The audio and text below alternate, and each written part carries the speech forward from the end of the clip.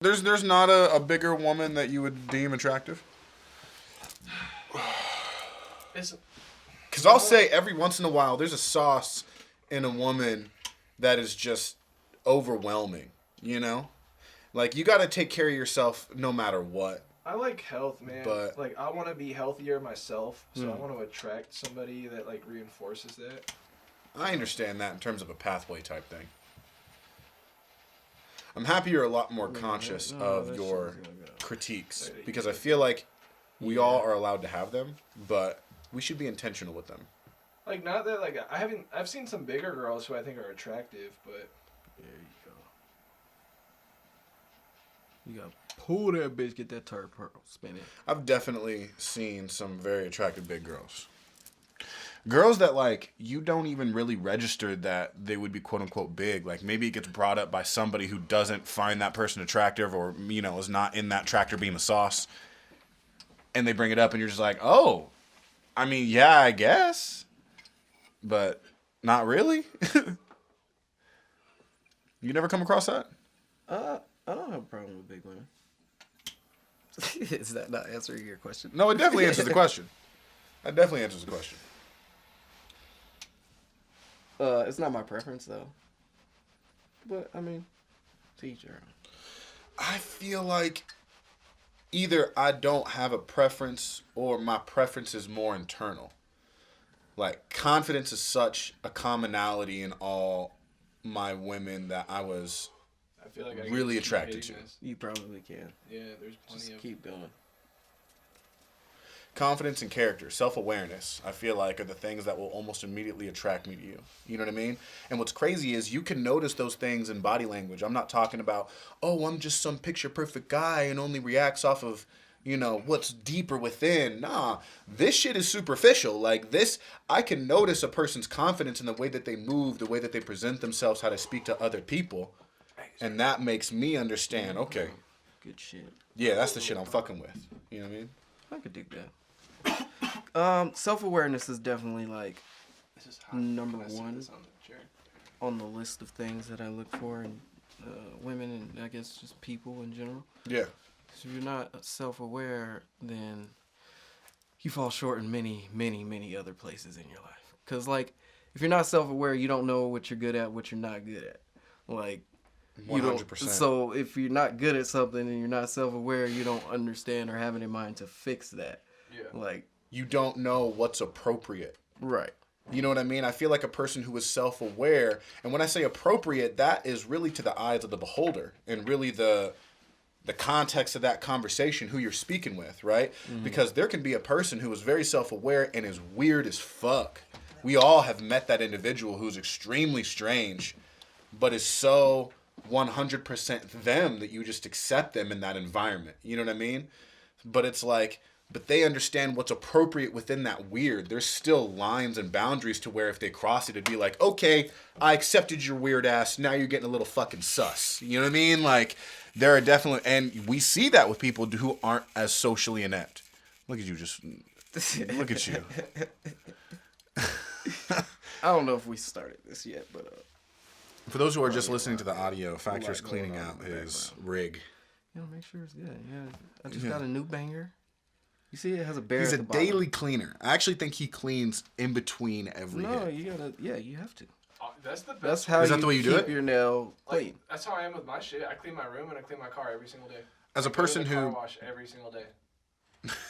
that's a little excessive, man. I go every morning. Every morning. Every morning.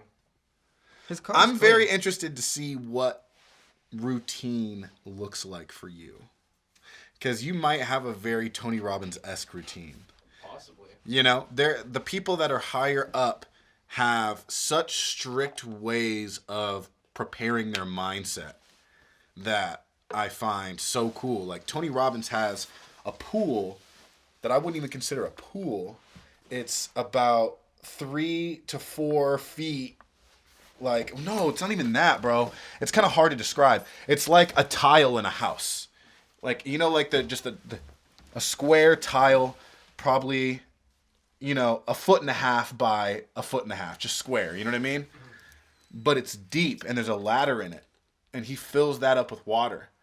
and he'll submerge himself in that. And it's not like a pool, like he's there to kind of feel like the zero gravity of that area. Yeah. And I guess like the structure of the pool allows him to where like he's not necessarily sinking, but if he wants to, he can sink, and he just has the ladder and he can just pull himself out of the tunnel. Damn. But like that's in his backyard property, and it's like that's an incredibly intentional thing to have, like way more than a sauna, way more than a fucking man cave. You know what I mean? That is a purely isolation. That's like having a zero gravity float tank in your house. Like, we still need to do that. Yeah. Like, for real. Like, I seen somebody. Danny just went and did it recently. That's who it was. So he was like, fuck it, I went to fucking float tank. Yeah. Like, speaking of self-awareness, I feel like I'm a lot more able to do that now than when we originally talked about it. I feel like I wasn't in a space that I would be okay allowing my senses to be dismissed, and whatever in my mind and imagination and manifestation were to unfurl within that length of time in a dark space. You know what I mean? Like, those little elements definitely turned me off about the situation. But the more I feel like I found out about myself in this time of isolation throughout like quarantine and everything, because that was a huge game changer, man. I really took that time to utilize an identity for me, you know? And now that I have that, I feel that is going to be a lot more of a smoother experience. You know, I think I'll be a lot more, it'll be calmer waters, no pun intended, you know? I totally agree. You know, that's funny. Like, I feel exactly the same way. The last time we talked about it, I was nervous about the idea, you know, so. And my ego wouldn't even allow me to speak on the fact that I was nervous. Yeah. You know, I was like, yeah. I was the yes man. You know what I mean? Like, yeah. Totally, yeah. And just, no, not happy. Yeah, hit my line, bro. Hit my line. I don't know. I like to explore my mind all the time, different levels of consciousness. So I'm like super interested in something like that, to where it's like no type of drugs and shit. Yeah. Let me just. It takes a certain level of bravery. Like, I like to meditate, shit like that, but like that's another fucking level of meditating. When like your body becomes basically nothing. You can't really feel anything. The water's the temperature of your body. You can't hear anything. It's like slam dunking, just but you dark, have like black. 3 or 4 it's people. It's just you and your mind. Yeah. And you're like, you know you're gonna dunk. You know what I mean? It's like in meditation, there are certain things about your body, or at least this is with me. Like in the beginning stages of meditation, your body will want to keep you there. So like you'll actually feel itches, you'll feel twitches, you'll feel little things that you'll want to react to that'll keep yourself present in your frame. But the moment you actually have a discipline enough to not react to those things, it will send you further and deeper into your meditation. Mm-hmm. So this is suspending the tools in which your body uses to keep you there. Yep. You know what I mean? So like that's what I mean when I say like it's like a slam dunk, but you have all those people holding on to you, and you know what I mean? It's like this is a Camp Crystal, you know, fucking slam dunk. This ain't no fucking and one slam dunk. Everyone's holding on to you. Yay! Because you're gonna do that shit. Whatever you want in that meditation, whatever you want to find, I feel like if you actually put some intention behind that, you gonna go, bro, in a zero gravity tank. Yeah, and then sometimes I think maybe it'll get my anxiety going, but I don't know. I don't know. It's like I like to sleep under the blanket, like with my head under the blanket and shit. I like to be isolated. That's interesting. I like to be alone. Like I think like I have like I'm sensitive cocooned. I'm eyes. all the way up here. So like even in the morning, like when the sun comes out, I could like see the light through my fucking eyes. Like, and it like bothers me. So that's why I can't like fucking sleep during the day and shit, or sleep with the TV on or anything. And I have to like put the shit over my head, so just in case something does come on, I could still fucking sleep. Right. But so I think a float tank would be dope. But I already get like some of those ideas, like what happens if I never get out of here? Or like what if they don't open this? Or you know what I'm saying? Like how long have I been in here? Me, what the fuck is going on? The only way that can fuck but me I up, love to just jump head first, like jump into the pool, fuck it. And I'm ready. Yeah, I'm ready to experience it. But I feel like the only thing mentality-wise that could fuck me up now is just thinking practically on the structure of the building and the company itself. You know what I mean? Like, okay, cool. This is a very prolific experience that's going to take me out of body, and I'm going to maybe find out things about myself I didn't know. When was the last time this bitch was cleaned? Okay, that person that worked up there, maybe they're not filing fucking code regulation, my nigga. Like, this building could have roaches. Like, this is not Serenity. And you know what I mean? Like, if I start letting myself surmount in like a negative realism about that establishment, so the lobby's going to be fucking pristine for me. You know what I mean? If I walk in and that lobby's not good, I will not trust it. That's probably going to be one of the more, I will judge that lobby harder than a fucking tattoo parlor. You know what I mean? I would. I don't know if you should do that. I but would. Yeah, okay. I've gotten tattoos in houses, and it worked out great. I will not go in a house zero gravity tank. There's no what if it's fucking Joe Rogan's chance. house? Yeah, whose house is it, bro? You think about that? That's appropriate. But are you... What if it's the maker of the float tank's house? What if it's just one of your rich homies? What if you come over to my house If one we're day putting and I'm like, this hey, on yo, a you chart, wanna get in the though, tank? if we're putting this on a chart, though, that's an outlier. Dopeness of house, the higher the rate of the dopeness of house, the less worry about everything. We're not talking about security and tanks. We're talking about drug usage. We're talking about tattoos, bodily harm. If I'm in Joe Rogan's house, it's pretty much no holds barred. Like, if Joe Rogan says it's going to be all right, I'm kind of down to experience it. Especially if he said he's done it before. Yeah. And you know what I mean? He's still there. I'm ready to do it. Like, Or what if I could rig a fucking float tank or something? But I do not trust you, Factor. Oh, for we'll a figure float it out. tank. How do you think they figured it out? It's trash bags and shit like that.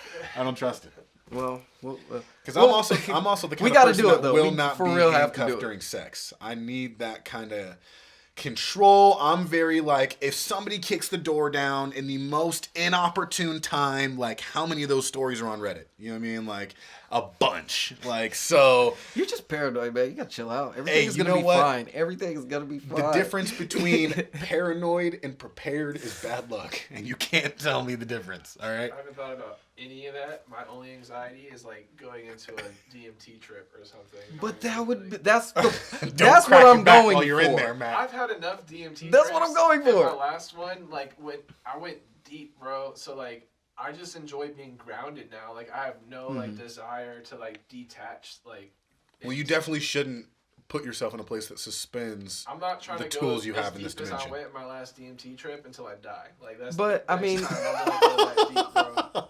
I don't He know said, how I want deep to feel you'll go. familiar close to my demise. And that's it. But we definitely got to try it. More than Other the than trip float tank, itself, I want yeah. to, like, even when I do mushrooms or acid or whatever, it's like, the trip is fun, but I'm more like, you know, coming out of it and like realizing everything, coming back to like my normal self or whatever it is, and like having all those realizations and shit that I had, and like, okay, this is what I need to do, you know, like, oh, okay, this is what the trip was telling me, or like when I picture it, I just imagine coming out and having a whole new perspective and what that would feel like after having your senses like deprived for so long, and you get Right. out and it's like, oh shit, and then In my shroom trips, it's- what is your mindset after that? That's what I'm looking for. Definitely. And that is overall the reason why I'm ready to plunge. You know what I mean?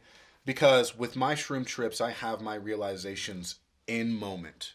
It's not a matter of I'm out of my senses and out of my body, because I don't do a volume enough of shrooms to where I'm incoherent. Because that's not the level of awakening that necessarily like interests me at all. You know what I mean? Like, and I understand like the deep progression that people find within themselves when they go deep. You know what I mean? Like, and there's certain drugs that I feel like you kind of have to. You know what I mean? Like, if you're gonna take LSD, just fucking go. You know what I mean? Like, it's LSD. You know what I mean? If you're gonna take DMT, take the dosage that allows for things to fucking go down. Like, don't be a pussy about it. You know what I mean? But like, with shrooms, I feel like that's very go at your own pace, you know? And that's the only hallucinogen that I've taken. So, like, that and salvia, which salvia is just like, hit it and fucking hold on. Yeah. You know what I mean? Like, And that's DMT not... is very similar in terms of length and intensity. I think the comparison people make is like, think of like salvia as like the grandfather, like spirit, and like the grandmother is DMT. It's a lot more caring. Sometimes salvia is a little more like taunting, and it's kind of scary in some ways. Salvia I've was never done very salvia. scary. I've never done it, but I have never heard a good salvia trip. No, I've done My it. salvia trip was very... it was a mixture of a lot of things. Yeah. I also was in high school and did it to my survival. And not what I mean by that is like around, like, obviously as a kid you don't have opportune places and situations to try things like that. You know what I mean? Like, if you're a kid back in high school or, you know what I mean? Like, freshman and shit, if you want to have sex, bro, you can't just go home and have sex. You got to coordinate that shit. It's probably in a fucking car or a fucking whatever. You know what I mean? Like, in the movies, like, you got to get fucking crafty. So, like, if you're doing a hallucinogenic drug, we didn't have a plethora of safe spaces that we could just do it. I wish we did. So we found this fucking house that was like freshly vacated, and they had a shed in the back of that house that had pretty good lighting. We kept like the windows were kind of open. Like, I was like, I feel like, okay, couple seats in here, a lot of tarps, you know what I mean? Dude, I fucking took that hit of salvia. With salvia, ladies and gentlemen, if you haven't done it, with shrooms and other drugs, it's kind of like taking headache medicine, right? You take it, it dissolves, it gets your fucking shit working, and then it starts kicking in, like a brownie, if you will, like if you eat an edible. With salvia, it is the exact opposite. And I thank God for my friend Ben, because he told me that before I took the hit, because we took it out of a bong.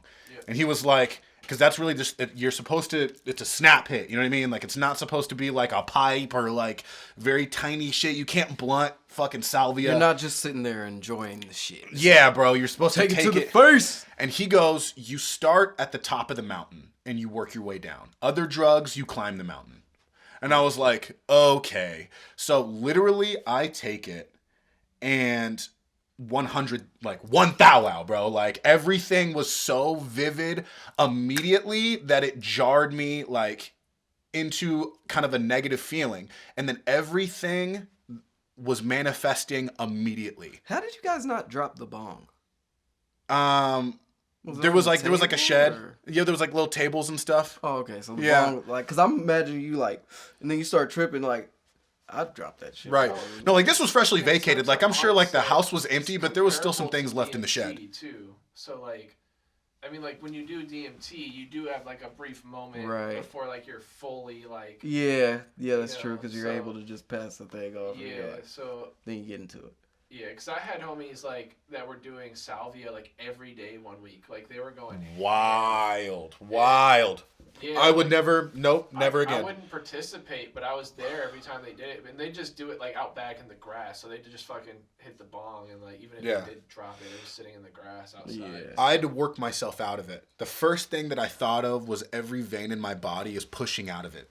Yeah. Like, every vein in my body is pushing out of my skin like I was going to explode. Jeez. And I saw it, and I felt it, and I had to go, okay, you're in fucking control. Move on to something else. And for some reason, and this is kind of hard to describe, but like my mind latched on to not like a windmill, but like a water turbine that has like, it's cylindrical in the middle, and it has the paddles on the outside of the turbine. So when it turns, it paddles the water and it creates and generates the energy, right? Take your field of vision, everything in your field of vision. Now, copy and paste it, if you will, on one of the sides of the paddles that was on this cylindrical turbine. Now, fucking turn it on. And that's what happened. Like, that's the only way that I can describe it. It was moving like that. Like, my field of vision was falling in on itself constantly. And then I was extremely high from everywhere else, although I was still in the building. And then everything looked like SpongeBob. Everything had the edging, the colors, like the edging of SpongeBob. Like, including myself, everything. And then the further I looked at the things on the desk, because it had a little bit of clutter, the more it looked like the structure of like buildings in like a SpongeBob-ish city, right? Okay. And then the owner came back and was like, you all need to get the fuck out the shed. And we're like, absolutely. But like, we're still, you know what I mean? So we're just like, please don't abduct us. Like, we're feeling, a little bit out there. So we go to a park that's by our high school.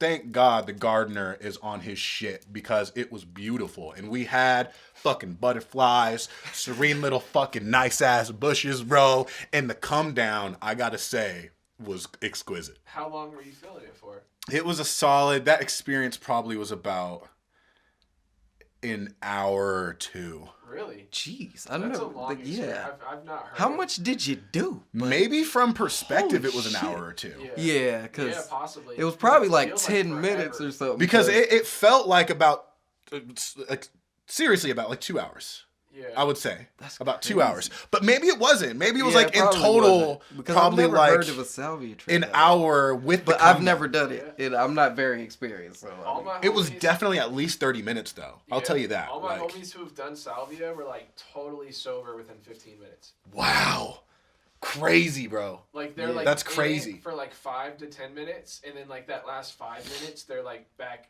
like they're still tripping a little bit. Everything's still a little weird, but they're coming back down. Like that last. 5 That's minutes. interesting, man. I would have definitely swore that it was at least 30 minutes time. But I could believe that because DMT's like that, where you go into a Yeah. DMT trip and it's like you could be gone. Like it feels like a lifetime, dude. Like literally, you don't know. I've heard stories the of people time. that legitimately experienced what they have felt like years Yeah. in that trip to Yeah. come back and have it be like 11 Yeah, like they minutes. lived a whole nother life. And then they came back. That would be crazy. I haven't had anything that intense where it's Yeah. like you're gone a whole lifetime, but like it definitely doesn't feel like 10 minutes, bro, when you're there. Like time isn't even a thing. Like for wherever I went, bro, like time wasn't even a thing anymore. Like Yeah. there was no Well, way- time is man-made. You know what I Yeah, mean? Like, just- it's the most grounded to this dimension construction above anything else. You know what I mean? Like, above gravity, above, like, the third dimension and being able to touch things. Like, time is the most, like, superficial thing this dimension has. Like, that's the first thing that fucking goes when you take hallucinogens. That's honestly the first thing that goes when you get in a flow state of something. You don't even have to be on drugs. You just have to exude a certain amount of euphoria within your body, and you're going in a time loop. You just have to become one with the universe. 100%. That's what happens when you're in the flow state. Yeah.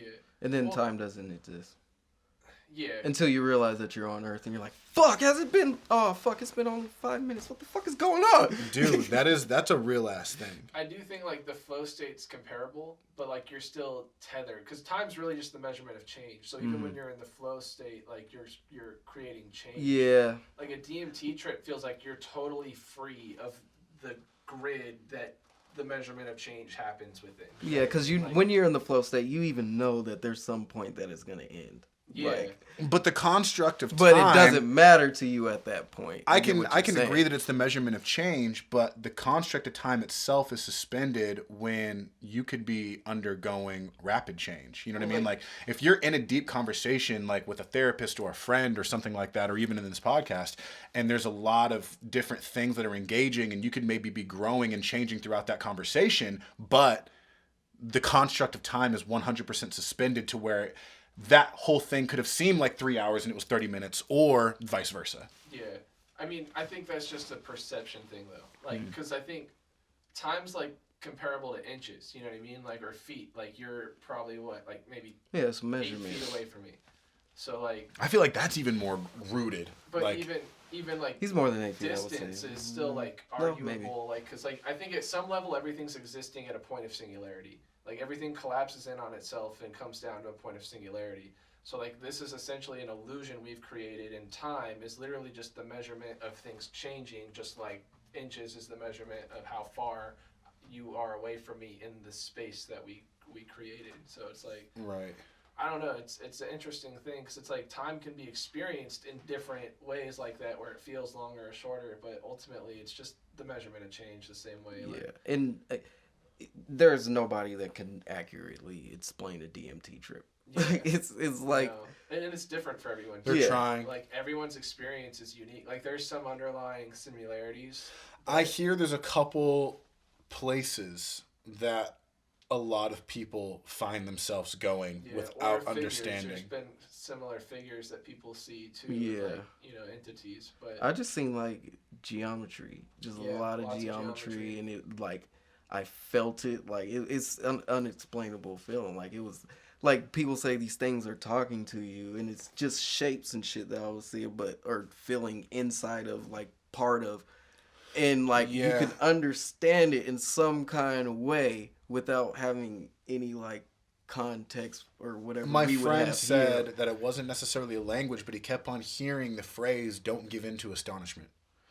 Like he said that there were almost figures there kind of helping him through the early stages of it, but then it got to a point where like they couldn't be there anymore and you kind of had to go.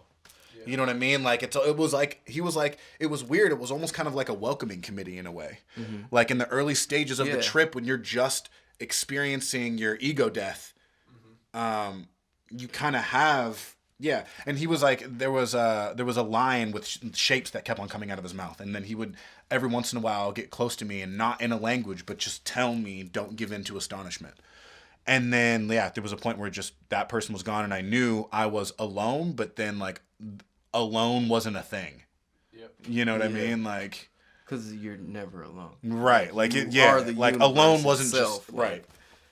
Yeah, it's some crazy shit. I definitely at least want to try it one more time. Yeah. Just to see, because I haven't went to that level he went to. Yeah, I think it's been like 5 trips total. Yeah. So like. Oh yeah, so I only done it once, so I'm gonna do it at least one more time, and we'll see where I am from there. Go and take what you want from it. I mean, we gotta do ayahuasca too, but it's hard to find. Yeah, if you go into it seeking something. Like, DMT is certainly something, like, I wouldn't recommend doing recreational. Yeah. Like, don't do it just because you're like, fuck it. Like, I want to do DMT. Yeah, like, it's something, like, for me, I was super, like, depressed and, like, I was like, suicidal at when I was, at the age I was when I first tried DMT. So, like, it made me feel reassured that there was, like, an existence beyond what I can perceive. And I don't want to go as far as saying like that's necessarily God or like a religion or spirituality, but like it made me feel like there is an entity. There's a back end to this experience. There's something other. If this were a computer program, there's something on the other side of the front end of the software. Like there's a back end. And why do you think that gave you peace? Because I feel like a lot of people, it would make them feel confined. Well, for one, it made me feel like this experience is it's not so serious, you know what I mean? It's a game, like we're literally living in a world where one, like I think we're a singular being, right? Mm-hmm. And I think that we've created the illusion of separation so we could experience everything we could possibly imagine experiencing simultaneously, and that's good and bad. Like you want to experience the prosper and you want to experience the suffering because you want to know everything and you want to know the contrast between this feels great and this feels terrible, and in some way both of those experiences feel great because it's better than just being nothing. A singular being that's feeling nothing, you know what I mean? So right. Or maybe it's the idea of the singularity like you're talking about, and the idea of being able to experience it one at a time. Because maybe as this being, they are understanding emotion because they are feeling all of those things at all time because they understand. Like, perspective is also something of this dimension. Mm-hmm. You know what I mean? Like, there's just knowledge in the other dimension. It's not a matter of perspective. Everyone just has knowledge. It just is. You know what I mean? So, like, with that, everything, if you had all that, this is an interesting thought. If we had true knowledge of anything on this earth, we would feel happiness, sadness, anger, confusion, love, joy, hatred at the same time for literally everything. Because based on context, all of those emotions are justified within whatever event that's happening. True. A birthday party can bring somebody to fucking tears because of the context of it reminding them maybe this is the birthday party of a person who died. At the same time, this is the first birthday party of your child. At the same time, this is a birthday party of your admiral captain, so you feel honor. At the same time, you're actually here as an assassin to murder this man. So anytime January 6th comes in to play, you think fucking murder and you feel good about it. Like, anybody, any emotion, any perspective that you can have with it, you can't tell them that that's not wrong. That they're not wrong for feeling that. They are right for feeling that. And it's just so the fact that you can have, like, if we had infinite knowledge on everything, you see what I'm saying? Like, we would feel everything about everything. Yeah. No, totally. And I think that's why we created, like, the individual form, you know what I mean? And so you could experience a singular experience and then interact with Yeah, yourself and too. then Like, see every other experience too. Yeah, so Like, it's like so we could have our own experience, see everybody else's experience. Especially now we created the internet and shit. Like, so now we could watch the whole world and see this collectively. 100%. It's a crazy thing. And then what's great about this is it breaks a strong narrative about how we should be progressing as humans, if you think about it. Because there's an unspoken narrative right now that you are walking towards being a smarter, better, more evolved human when you are more accepting and agreeable to everything, right? The more open-minded you are to other people's perspectives, to other people's cultures, to having that within yourself, to doing this, interchanging everything, you know, not really being tied down to things almost in terms of ideals and perspectives, it's almost seeming like that is like what we feel is kind of like the apex human. You know what I mean? Because the more closer any person goes towards open-mindedness in society, we applaud it. It doesn't fucking matter what it is. Even sometimes to an extreme extent, you know what I mean? They're trying to put pedophiles in the same category as LGBTQ community. You know what I mean? Like, and there's certain people that even look at that as an open-mindedness of like, you got to be open-minded. This is the progression of life. You know what I mean? Like, that's their sexual preference. It's their sexual preference. No, that's my nigga. That's a whole topic. Get into that. Yeah, that's a whole topic. But you know what I'm saying though? Like it's like open-mindedness, but this challenges that and the idea that like no, the full experience and scope of humanity needs to have that contrast. Meaning you're not meant to be constantly you're not meant to reach a point where all of your flaws and all of your opinions are not filled with prejudice or not filled with a preconceived notion or maybe a touch of ignorance or maybe a touch of bias. You know what I mean? Because it's having that allows you to be open-minded maybe. Yeah. You know what I mean? Having the balance and understanding like, no, this is where I'm steadfast. So that's very interesting. You know what I mean? Like we always want to challenge everybody. No, think outside the box. You need to be more open. Yeah, I'm sure in different perspectives, but also too, there's a beauty in looking at a human and saying, I'm going to love you through those opinions. I'm going to love you through that perspective because you're not hurting me. And as an overall, you're contributing to me as a person. Yeah. You know what I mean? You are me. Yeah. Yeah. Just living a different life. Like you just grew up, you somehow planted on a different part of the world than I was. You had different people around you. You grew up in a different environment. Like I've been reading Outliers. Have you ever heard of that? By Malcolm Gladwell. And it's basically about the tipping point right now. About what makes people like that 1%, what pushes people, and it's completely random. Like it's basically what he's saying. Like in baseball, it's because kids born in the beginning of the year, or it's hockey. Kids born in the beginning of the year tend to become more NHL players because they're bigger than the other kids when they get to the age that they can play hockey and shit like that. He was talking about how Steve Jobs just so happened to have like one of the few computers that he could work on and just had all these chance things happen in his life to where he can always work on computers, and he became fucking Steve Jobs. You know what I'm saying? It is like a crazy thing. Like, so it's just the luck of the draw, kind of. It's like what makes you special is what year you're born. What, you know, with technology now, like all the tech giants, they're born within a couple of years. Like, if you look at it, like, it makes sense. So it's all just the luck of the draw, but it's just another person. It's just you. Just what's interesting though, born somewhere else.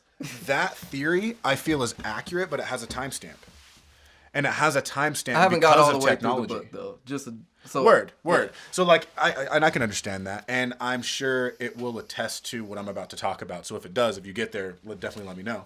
But that theory has a timestamp on it because with technology, it's a lot easier to have these one-off statistically crazy, this person blew up because of this idea, because more exposure, more resources can be had to that idea at a quicker time. Because of technology and the use of the internet and the use of networking, creative spaces like Clubhouse, which is allowing people to gain resources at a more rapid pace. Once that starts fucking blowing up, dude, that's going to create a lot. That's going to give a spur to a lot of entrepreneurial ideas and creative spaces. You know what I mean? So it's just like, I agree with you that there is a lot of random circumstance that goes into a certain person's life and pathway as to where they end up. You know what I mean? But we're getting more in control of those circumstances because... You're not in control of where you're born. What year you're born, what day you're born, who your parents are. But There's a lot of we are factors getting that more you in can't control. control. 100%. But based on your area, you are getting more in control of what you have access to. And that's the key, right? Because even a person in Africa 50 years ago had way less access than a person in Africa now does. And we're talking about same area. We even say, you know, still Erica that's affected by apartheid, all of that. That African still has more access than they did 30 years ago.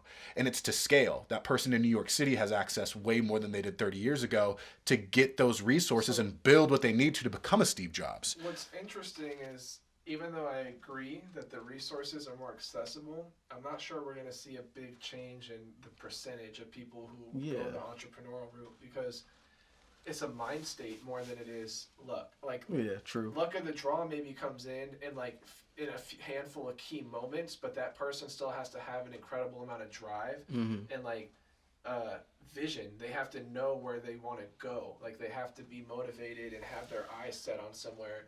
And a lot of people like have vague desires. They're like, oh, I want to win the lottery, or I want to be wealthy, or I want to start a company. Or I just want to be comfortable. I just want to be famous. I just want to feel good. Tony Robbins talks about how like it's the shoulds, right? A lot of people are like, oh, I should do this, I should do that, I should, you know what I mean?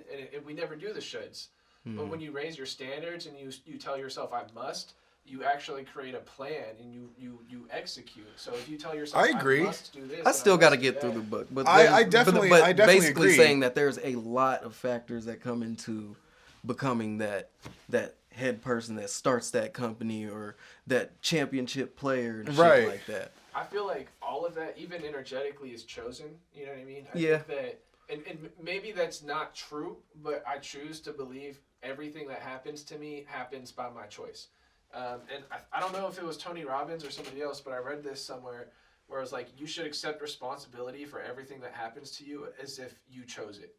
Because then you own it and you move through it and you don't let yourself feel like you're a victim to something out of your control. Because when you put yourself in control, you create the circumstances. So you can move forward through something a lot easier. Yeah, regardless whether it happened. And take responsibility for it as if you chose to do it. You know what I mean? 100%. So circumstances where it's like where you're born or what year you're born, or I don't know, like any circumstances that might be luck, and even if they actually are luck, you know. Yeah, like I'm more with you. Like, I'm just reading the book. I thought I would bring it up because of different experiences. No, I love that. Like, I love since I was born like in Colorado Springs, I think that motivated me a lot to like become something. I was like, I'm in this small ass fucking town in Colorado. When I was a kid, nobody even fucking knew about Colorado, really. It was a white people state where all we knew is like people go skiing and hiking and shit out there. Right. And I'm like, I used to look out my window and be like, I'm gonna put this city on. Like, I'm gonna put this whole fucking state on. Like, and that always drove me. And then like when I figured out I couldn't do it there, I moved here. And everything I manifested everything. Like, it by chance I came to fucking Arizona, had a Chunk as my manager first day. Everything just happened, and I keep on making these choices. Like, so I'm more with you on that. Like, I'm choosing to do this. Like, whether I knew it before I got here, I was like, this is where I'm gonna land. It's gonna be the greatest story ever told. Yeah. See, for me, and I want to touch on mindset, because it was your mindset that allowed you to do that and take those elements of your lifestyle to become who you are right now. And you touched upon how mindset fundamentally is what drives the entrepreneur, and that's the root. But mindset is driven by perspective. And I feel like mindset is driven when a why makes sense to somebody. And I also want to tie that into my timestamp argument, because as a society right now, you know, we're leaving a time where automation and discipline to complete a task was the number one way to earn a living as a family, right?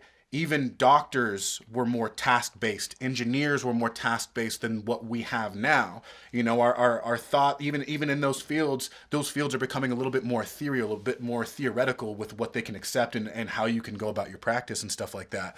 But we're entering into an age where AI is going to take over a lot of these automation jobs.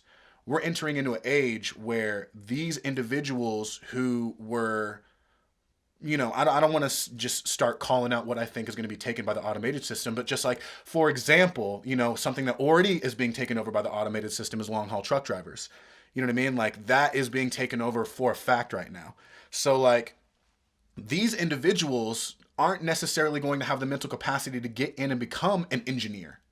They're not necessarily, not all of them, you know what I mean? I'm not trying to put a stamp on anybody, but I sure as fuck can't just drop what I'm doing as a musician and say, you know what, that's not working for me, chemical engineer it is. You know what I mean? Like, that, it takes a certain amount. To me, that is, it was kind of how entrepreneurship thought of early on. But as a survivor, now looking at this to where my industry is dying, I need to understand something to maybe pass down to my kids. I'm probably going to start a fucking business. And that's where we're going to see a huge transition of that drive, of that mindset, to where, yeah, it used to be a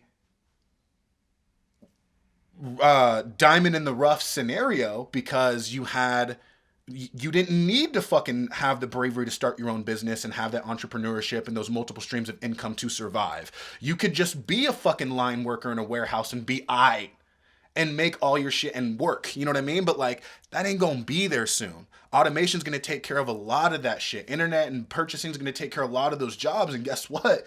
That nigga's gonna have to get crafty doing something. Oh, well, I guess I'm gonna start my own plumbing business. You know what I mean? Like, whatever the fuck it is. So like, we're gonna see a lot more of that. And that's why it's all about technology. It's all about what we as a society have access to. That is, I'd say, even a bigger factor sometimes than where you're born, outside of the extreme locations. You know what I mean? I'm not talking about the third world countries, obviously, but I'm talking about if you're in a developing country, you know what I mean? Like second world, first world country, then that's what I'm talking about. You know what I mean? Like, you probably have, it's more of what you have access to than anything else now. You know? I guess we'll see in a few years. And we began with a very, very good conversation. Sorry it took this long to intro the pod. We do like to go in, but like this one was a little, we took the shovels out a bit. We just went straight. I don't even know how long we've been recording. No. But, if you didn't know what you were listening to right now, I go by the A-Factor. I am 1/4 of the Odd Squad family. That's true. And I am Intellect. I'm 1/3 of New Age Politics. And we have Matt Hatton in the building, of course. Of course. Always. And this is the A is for a podcast, ladies and gentlemen, and this is actually episode 10. We said it's episode 10. Yeah, we said episode 8. We probably titled this episode 8. Correct. But yeah.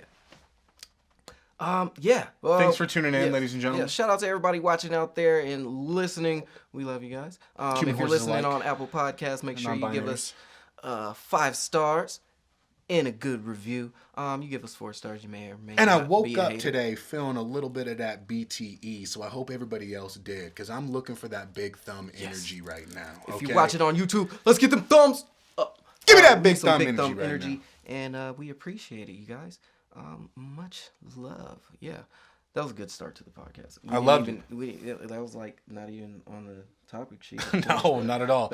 Anytime we can squeeze in a conversation about DMT and the progression of society, I'm game. Yeah, that's good, because my list started with Cardi B's Back. God damn it, is she back? Have you not listened to it? I love the song. She hasn't. She hasn't left. Music. Yeah, but in a while, she's remained in circulation. You know what I mean? Yeah. Her coronavirus meme kept her relevant. Let's be real. But Up has now dropped, and if it's up, it's stuck, bro. It's stuck, that's it. The song's better than WAP. She fucking did it again. I forgot she did that song. yeah. But this one's definitely better. This is my favorite Cardi song in a minute. Yeah, I think it's definitely my favorite Cardi song, next to Bodak Yellow. Not sure I've heard it. Oh man. Well, once it goes up, it's fucking stuck. It's stuck. I mean. You If need it's to listen up, to it. It's pretty solid. it's the- The and- visual I is haven't watched super the dope. video. The visual is very Missy Elliott-esque in terms of the wardrobe styles and what she chooses to choose like as a setting around her. There's like 4 to 5 different scene changes that it goes into. Very active video. Outfits, fuck, bro. She had to have been sitting in a makeup chair in an outfit like with that chair hours, bro. Hours. From the nails to the fucking dress to the hair. Like, some of her hairstyles had to have taken an hour. I Like, have to watch over an it. hour at least. But I so, just like, like that's a how- lot of fucking patience, man. I like how fucking funny she is. Like, she said somebody smells like horse sex. Horse sex. Who the fuck says shit? She said, bitch, you got pink eye. Yes. How you gonna say, like, that is such You a old specific... dusty ass, dirty ass bitch, you got pink eye. That is the most specific yet vague diss. You can throw that on anybody and they're not gonna like it. They're not just gonna shrug off the fact that you said, bitch, you got pink eye. Yeah. Like, motherfucker. So as funny as and as good as that song is, Lyrically, I like content our was solid. start better than that. Lyrically, content was solid, man. I felt like it was pretty creative. It sticks on the exact same topic. You know what to expect from Cardi B at this point in time. You know, so gonna be popping I'm not shit. wanting her to fucking switch up, just like I didn't want Young Jeezy to switch up or Nipsey Hussle to switch up. This is what I'm buying into when I'm listening to Cardi B. For all you fucking chai tea sipping Birkenstock wearers that want her to go on a more emotional real tip, wait for the fucking album. All right, that's what the middle tracks are for. But for these singles, you need to be popping pussy. I want her fucking tongue kissing another woman. Like, let's do this. Like, that whole video was I mean, yeah, wild that's as Cardi shit. shit. That's Yeah, what you I'm can getting into expect. some Cardi shit. If I press play, I'm ready for some Cardi shit. All right. So how was your week, man? How was it? Well, the last few My weeks. week was solid. I've gotten significantly stronger in Smash Bros. So I don't know if you ever want to do that again. Okay. It's see gotten about that. serious. We played once for the listeners. We played once, and I lost. What? Twice? You lost twice by 4 lives. We played with 6 lives, and I had 4 lives left on both matches, ladies and gentlemen. For anybody who plays Smash Bros, you know that is a slam dunk. Yeah, that's cool. I mean, And he said it was a bad day. I was a bad can day. attribute it. I just woke up from a nap and shit. I was like, oh, what's going on? All right. You can't have your fucking coffee. know. You can't have your dab, your morning dab Yeah. before you play me, bro. Come on, you gotta prep. Yeah, You gotta so prep. next time we'll get it in. Because by that time it was my lunch break. Yeah. Yeah, because I have lunch at like fucking sometimes 9 and 10 a.m. with my hours. Damn. So yeah, I feel you. Early lunch, yeah. Smash it up, yeah. So Next I've been time we playing gotta a lot get. of that. We still gotta get in Mario Kart too. You know what I'm saying? I've been working on building concepts for Sanity over Vanity, which I'm very excited to announce that. We just got everything trademarked, but that is a clothing line that I'm getting started. You know, it's in the concept phases. We're just building up the logo. I just had the idea. A couple people were very excited about it, but essentially it's going to be a clothing line that's geared around spreading awareness on depression and suicide rates increased by social media presence, right? And just talking about they're just things that are more important than vanity, i.e. your motherfucking sanity. That's the number one. So sanity over vanity is something that I'm really working on. We started building that up. Though? What do you mean? Well, I mean, like, so you're starting a clothing brand called Sanity over Vanity, but I'm sure you're gonna make the shit super dope so people want to wear it. Isn't that like Vanity? Correct, but we're using the tools of vanity to give to the organizations that fight against that. Right? So it's actually it's turning the ghost on itself. Right? To be the ghost, you got to fight the ghost. And there's never been a time where you can fight an industry by just standing on a picket sign, throwing paint on whatever it is that you're doing. That industry is going to grow still. So as long as you are using the tools of that industry to promote something to fight against it, I mean, that's really, I feel like, the most you could ever do with a tyrant like the fashion industry or social media or something. Because, I mean, it's so ingrained in society now, you're not going to stop it by just juxtaposing it. You know what I mean? And by all means, I love fashion. I'm a person that is going to put fashion first, but it's about the implications of that fashion. It's about the pressures of that fashion. And it's about specifically the ideas of vanity, right? There's a difference between confidence and wanting to be socially, you know, you want to be noticed socially based off of your clothing and a sense of vanity where you are prioritizing that feeling over other things that should make you feel secure, like love or a genuine connection from somebody. Or maybe you're now using this to shield and put somebody else down because you're afraid that they're going to take away from your vanity, right? Once it starts reaching in those environments, that's where it becomes toxic, and that's where we got to choose sanity over that. You know what I mean? I like that. I just want to play devil's advocate. I like it. No, you gotta got to build the idea. Because it's like, people are going to challenge you on that shit all the time. They're going to be like, wait a minute, important. sanity over vanity? That's like one of the things. That's definitely important. Man. I'm definitely going to be rocking it. As you can see, I'm rocking the Odd Squad. The Odd Squad family. Shameless plug, oddsquadfamily.com. Make sure you go get your merch. Look at that. You see this pink, groovy flamingo hoodie. We got more exclusive drops coming this year, and more just... And just based off that hoodie, you know the weather's good.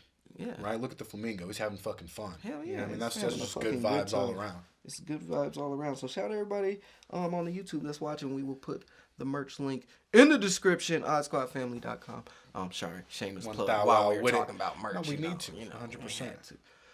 But yeah, I've been really focused on that this week. You know, kind of focused on more of the kids' passions. Mm-hmm. They are expanding more on the shit that we got them for Christmas. You know what I mean? Delaney we got her the Gauman, which is like a little MIDI board, almost like extension for people who are illustrators and drawers. So it's like the board with like the pen that almost has like a 60-degree radius read on it, so we can see if you're shading or going up, and you can program different settings. You can go noir right here, or like spray painting, or whatever the fuck. I don't know. I haven't like really looked into it, but it's like an extension tool, and I've been kind of working with her a little bit more on that and seeing what she can create on it. Which, man, she's into more of like the anime fashion and like the Get Your Life style fashion, like the big head characters and stuff like that. But she's developing her own style with it, which I feel like is really cool. And it's just cool to watch that shit grow, man. You know, and Taj is really getting into his sports, getting really into Rocket League. He's starting to get pretty nasty with Rocket League. And I didn't know, for those of you who don't know, like in video games and shit, Rocket League is a motherfucking league. That shit gets intricate because they actually get down to the science of how the car moves and like when you hit the ball, like the velocity and shit. Soccer like with cars, right? Yeah, it's soccer with cars, right? I've seen that. On a surface, it looks just pretty fucking basic. Get the fucking ball in the net. But at the end of the day, the people who are playing this on an expert level are ridiculous, and they have the geometry of the map laid out. Like it's pretty wild. So like they get very pool with it. The very high people up in it. It's very geometry. It's very like velocity based. It's pretty cool, man. So like, you know, he's starting to get into the intricacies of that. And it's cool to see a young mind jump down a rabbit hole like that because they get so excited about the infinite knowledge they haven't gained yet. Yeah. And to have that be on a young child, like that's cool. You know what I mean? Never lose that passion, kids. Never. How was your week? It was good, man. Well, I guess after last podcast, I got my PS5 that week, so I've been gaming the fuck out. I'm glad you waited. So, I mean, have you had any glitches? Have you had It wasn't by choice. I've been trying to get this shit since the day it fucking dropped. I just so happen to have the bread and have the time to sit online and make sure that I could get it that day. Man, that shit is fucking next level. Next gen gaming is fucking next gen gaming. That shit is hard as fuck. I've been playing Spider-Man. Been stuck on that one. I'd never played the one that came out on PS4, so I'm starting with that one. So I'm like 32% through that one, and then I'm gonna start on Miles because I got both of them. I got 2K obviously, and I just bought Madden yesterday. And how is 2K? 2K is dope as fuck. I fuck with it. Like if how's the format? Because they always be switching up the format hella, like the load screen, like. Oh, let me tell you something about loading on the PS5. Basically non-existent. You can snap from game to game like it's fucking nothing. You'll close out a game, open another one, it'll be fucking. You had a PS4 too, right? Yeah. So what are like the most noticeable differences? From the PS4 to the PS5. PS5 is big as fuck. How much bigger than the PS4? It's fucking huge. Yeah. Like what? I have my PS5 sitting next to my PS4, and it's fucking massive. Is it like PS2 and I got the original digital Xbox edition, big? so it's smaller than the disc edition. What? Did you hear me? Is it like PS2 to the original Xbox? You know what I mean? Because like that's a big difference. Maybe that's maybe a good comparison because it's big as fuck. Because the PS4 is kind of sleek. It had very PS2-esque qualities. It looks cool as fuck. It's jarring for a little while because you're not used to that, but it looks cool like under my TV and my setup shit. Do you have it like, up I got or used to it. laying down? I got it laying down because my stand can't hold that shit on the side. But the controller is fucking crazy. Like that's like super next gen. Like you can feel like they have this game Astro's Playroom. It's like preloaded, and it's basically to show you all the things that the controllers can do. Like the vibrating, like it feels different on different surfaces. Like they have like the Astro's Playroom. Like he's skating on ice, and you can feel it. It feels more like ice.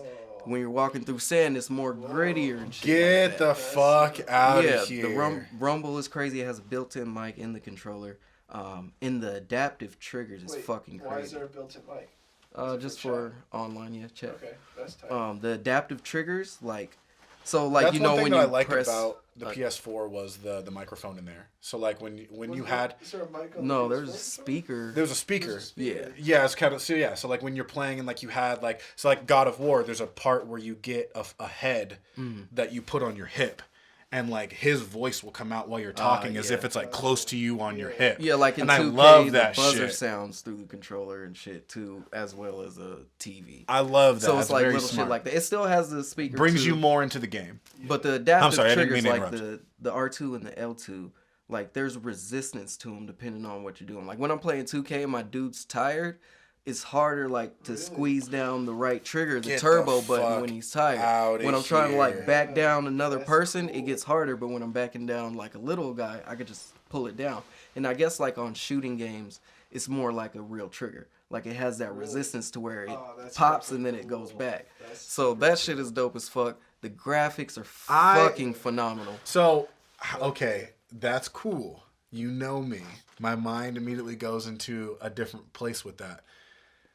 How much realism do we want these games to feel to actually pulling a trigger? You know what I mean? Like, I think it's It's video more game. immersive. Yeah, it's a video game. yeah, it's more immersive, but we're immersing them into a reality. Well, of- maybe that of will make them violence not and want to and shoot a gun guns. because they feel like they've done it before. Yeah, And there's nothing wrong with shooting guns. I believe But in taking everything about shooting that responsibility trigger for is your good actions. in that scenario. No, video games are fun, and we're not gonna blame them for other people's bad decisions. Yeah. because that's ridiculous. I think that. Yeah, and I think there's been studies that prove violence hasn't went up too much more than it. Whatever. I don't think so. I've played shooting video games my whole life. I haven't shot anybody. Yeah. So, and I know plenty of people who've done the same thing. Plenty more people. I don't know anybody who's ever played a shooter game and then went and shot somebody. So statistically speaking. But it's all on a timestamp because we're talking about it. So should we stop We're VRs building- and shit?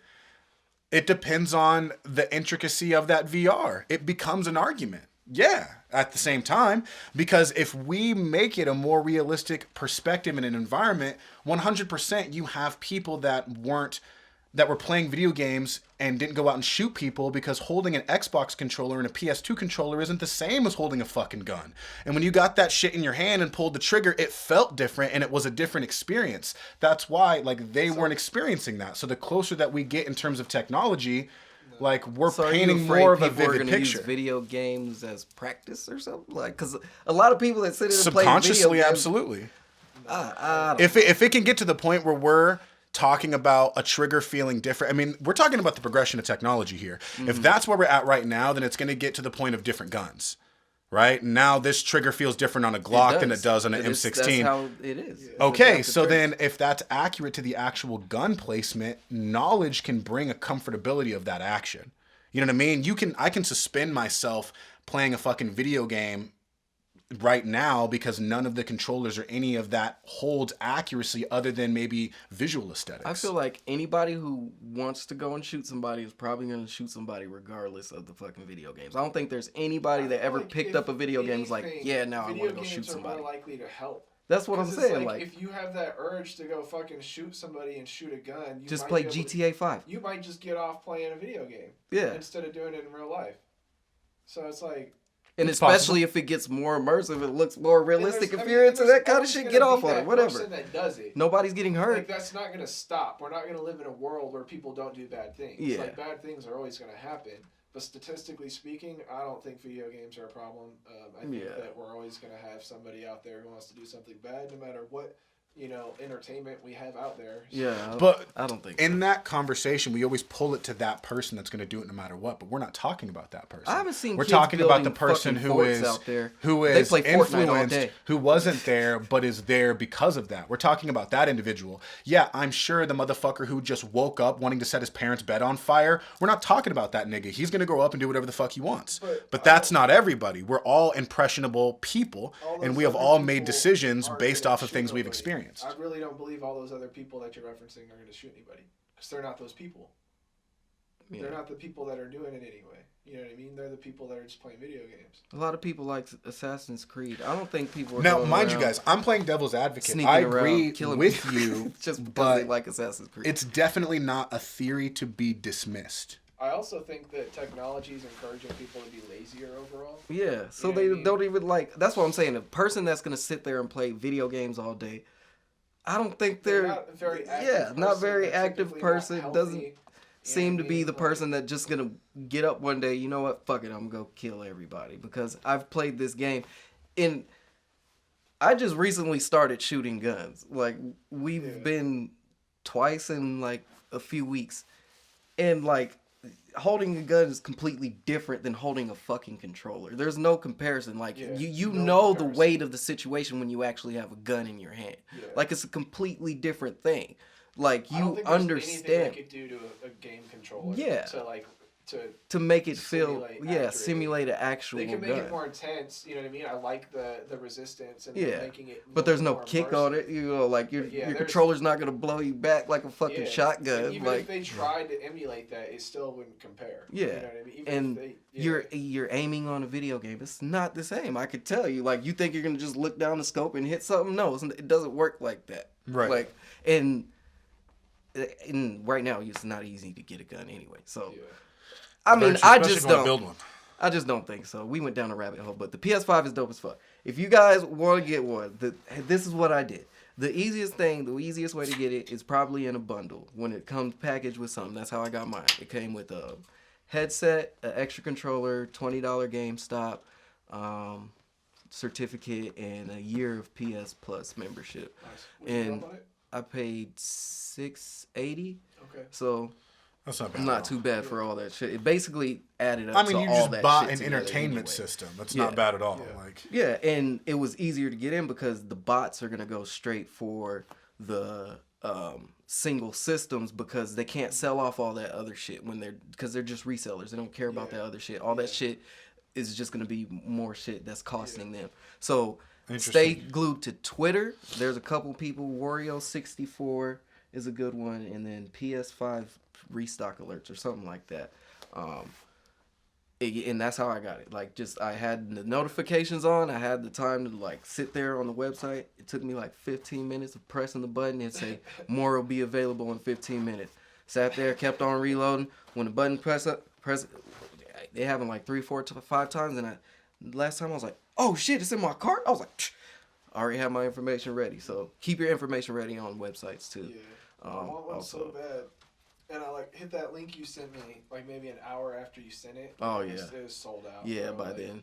And then like I think it was either that day or the next day I got in a little fender bender and put like a nice scratch on my car. So I was like, fuck, I'm gonna spend the $500 deductible and get that shit fixed because yeah, I'm not gonna. I mean, priorities. 100%. I'm not gonna look at a damn scratch on my brand new. I hope now that you said that they come out with a fight night. If they give us like a fight night that'd be round hard. 4 and the fatigue on the stick, on the joystick swings, like once you start getting more tired and like throwing the hooks, if you start like, if it's harder to throw that hook, that would be so fun. Yeah. That would be fun as shit. Yeah, so PS5 is dope as fuck. So yeah, I've been playing PS5, and then I got a job. I work at a smoke shop now. It's all goods in Tempe, Arizona. If you want to come get some glass, make sure you come. Come get some come motherfucking get some glass. motherfucking glass. We got some dope ass pieces. Say what's up to your boy. If you need some puff bars, you need some wraps, you need some bong clean, you need anything, man. Anything. I got you, fam. It's all good. Yeah, so, I mean, actually, honestly, I've only been working there 2 weeks now. Best job I ever had. Because it's something that I actually fucking like to do. Like, 100%. I love to smoke weed. I love to look at bongs and gain more knowledge on what the fuck is going on. And generally, good music is in a good smoke shop. Yeah. Like, you're not going to be around some shitty music. We just been putting on classical music lately. Just, really? Good vibe. Okay. I didn't even met that. One of the other homies, he jams some hip hop. But I mean, we only have a radio. I don't have we have an aux cord, but I don't have a fucking regular fucking plug in my shit. Because, new phones don't have. I feel you. Headphone as long jacks. as you're not playing that new Logic, I'm okay with it. New Logic? What is his name? What? It's not real new Logic. It's Doc D. That's You're not familiar with Doc D? You never heard Oh of Doc my D? fuck. This was the icing on my fuck Logic cake. And I was so quiet about it. And I will say this, all right? I've given him probably more of a chance than the people who actually like and enjoy Logic. I've listened to every single one of his projects up until they disgusted me to the point where I'm going to fucking turn it off, which was the last one. Mine was album number 2. And even the one before this, his retirement album, the moment I heard him fucking use the Spodioti Dopalicious horn hook and speed it up and use it for a hook in his shit, pretty much implying that he's the same lyrical essence as Outkast, shut the fuck up. But so I was done after that. But this motherfucker has the audacity to say he has found a new artist, Matt. This artist is from 2090, whatever. He's from the future shit. Logic loves to do this fucking future shit. It's part of his novel and movie he's been writing for years. I don't know. Probably.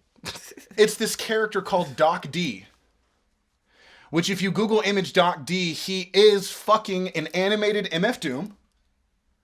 All of his beats are boom bap 90s beats. He samples the same movies that fucking Mad Villain did. And it's Logic with a screw voice. And it's fucking Logic with a screwed voice. It's a deeper tone. It's the same rhyme scheme melodies as MF Doom. It's a fucking year after he died, and you have the audacity to put this character in the future. Not even a year. What is it, Not even a year. He died in October. Yeah. What the fuck? Crazy. And I've done extensive research because, once again, I give an accurate, fair shot to this motherfucker. Maybe, there's some donations to MF Doom's family or his fucking favorite coffee shop. There's nothing. There's no profit. There's no anything. There's no real direct ode to MF Doom. And it's only on building this right now, right? Right. Okay. So it's not. It's a streaming, free. So he may not. Well, I'm sure it's a free work out project. a deal or something. I don't know. Maybe but not. guaranteed, he's making money off of this shit. If anything, he's coming out of retirement on a style of a man who has passed away, who was a fucking legend in the industry, and you're not paying any ode to him. You're almost acting like this is your fucking clever idea. Like, this isn't DJ Khaled taking the main electric guitar sample of Maria Maria and making a Bryson Tiller Rihanna song. This is him literally taking a full fucking album after somebody else's character. Now, I already didn't like him from the Everybody project because of that fucking Suicide song and what nobody seems to notice, how he absolutely contradicted himself in that album in the worst way. Anybody who has actually felt Suicide or felt close to that, which I actually have heard that he has felt that way. My hat goes out to him. But anybody who's felt close to that and actually made this connection wanted to eat their own fucking vomit. Because he had the song, the suicide prevention song, went all fucking deep on the panderings of suicide. If you listen to his verse, he really didn't touch upon anything that a real depressed person feels. You could have fucking Wikipedia depression and wrote his verse. Yeah. It was very surface. And then what makes me just want to just fucking... I don't even want to put, an action to it.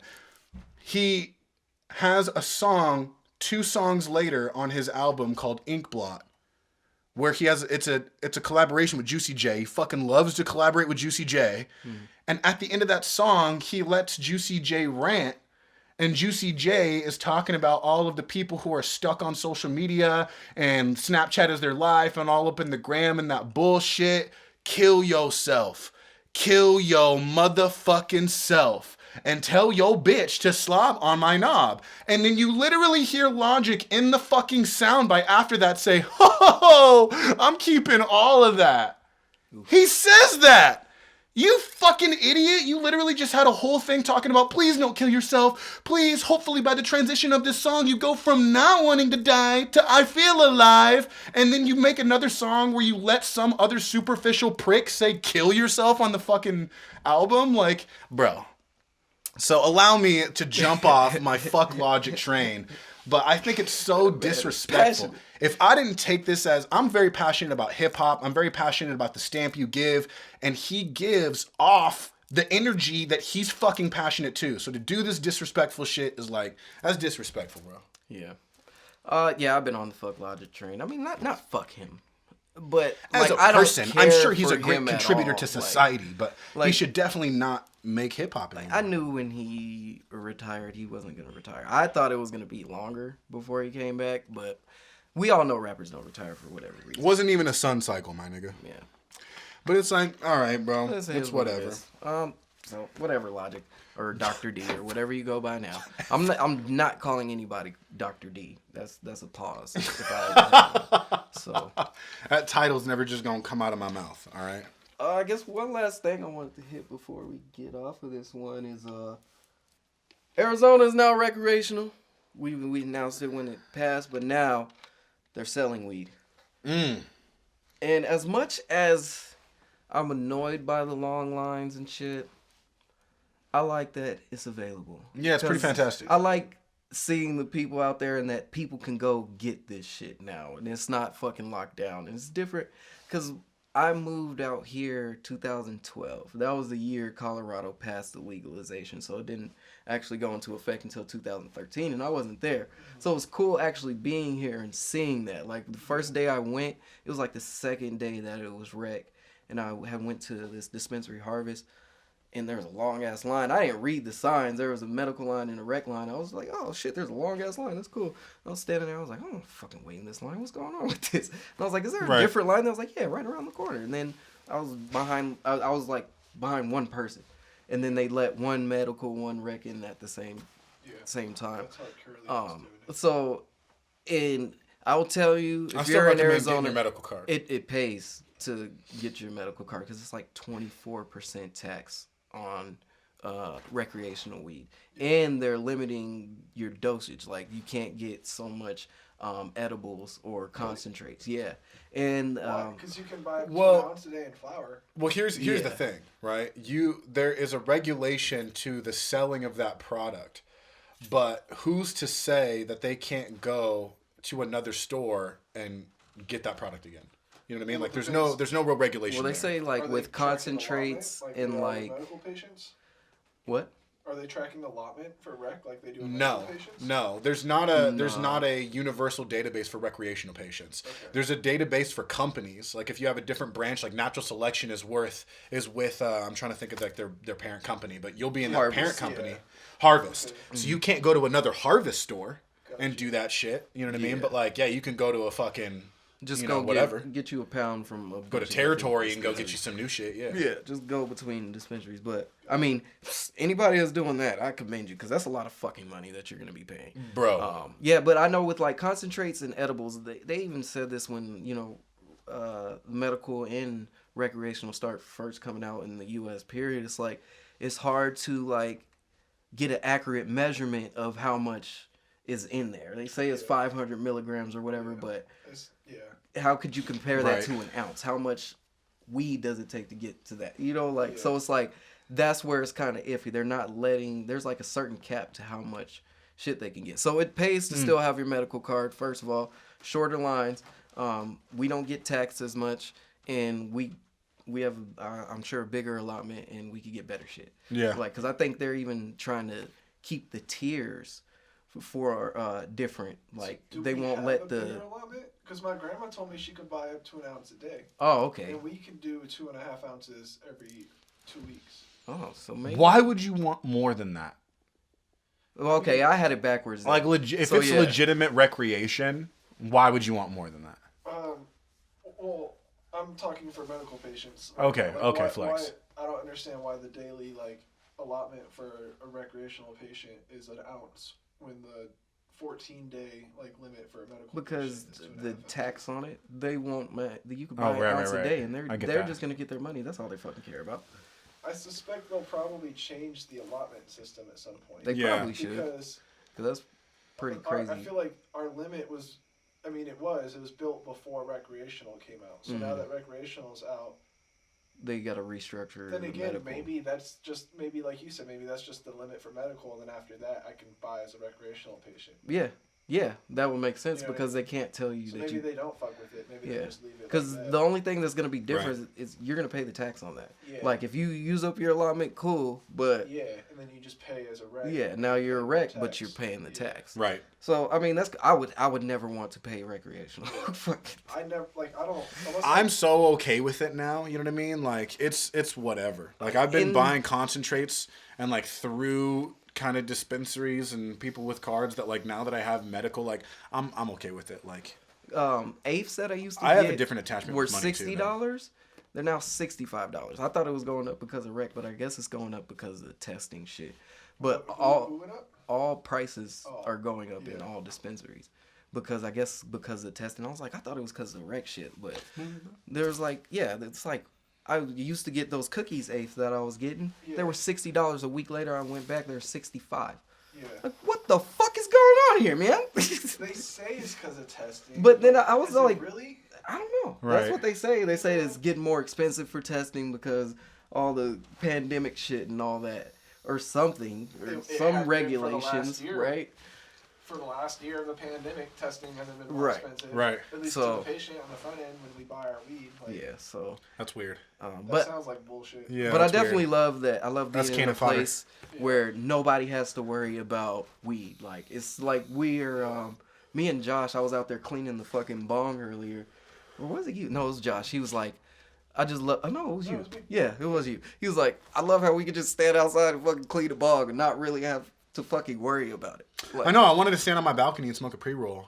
And my lady was like, don't you fucking do it. I thought I saw a cop out there. And I was like, a cop won't give a fuck. Yeah, a cop, they can't do anything now. I mean, as long as your property allows it. Because Yeah, if you're your on landlord, private property, whoever owns your property Yeah. could give you an issue. And if you're in Gilbert, Yeah. if you're in Gilbert, you are fucked off if you get pulled over. yeah. You got weed in your car. Really? But pretty much, They've outlawed all recreational marijuana in Gilbert. And they passed the law before the vote, so it stands. but that's strange too because there's a That won't dispensary in Gilbert that's rec. It could be a setup. You could just pull out. Got you now. They're gonna. It's not too far from No, my I'm house. just kidding. I'm not going to put down on that business. Good for y'all. Maybe I'm They're got my gonna have fucking to, information like, 'cause wrong. They're gonna see all these other counties and shit and other But cities that's what I getting heard. all Like, the it was either tax Chandler money. or Gilbert, but they Not passed just that law. tax money, but they're gonna create more headaches for their law enforcement by having to enforce. Yeah, true. If they're either their law enforcement Because the conversation's going to be fucking. They're not gonna want to do the paperwork for some bullshit ass weed when it's recreational everywhere else, Right. or they are gonna do it and. Well, I mean, just like any law, it's up to the discretion of the cop. Yeah, That's any law. Yeah. It's any violation ever. Yeah.